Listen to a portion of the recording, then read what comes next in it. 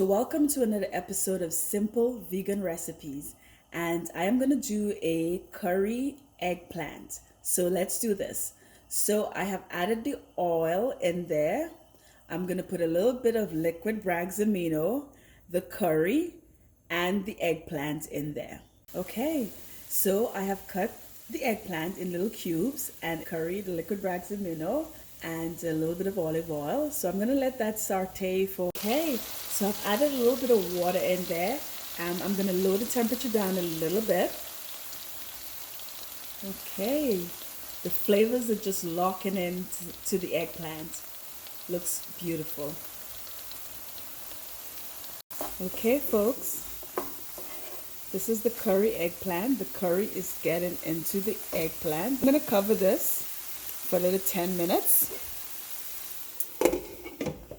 Okay, so we're all done with our curry eggplant. The flavors are all locked in there. It tastes so good. As I always do, encourage you to give those simple vegan recipes a try and subscribe to this channel for more simple vegan recipes. And I'll see you next time on Simple Vegan Recipes. Bye for now.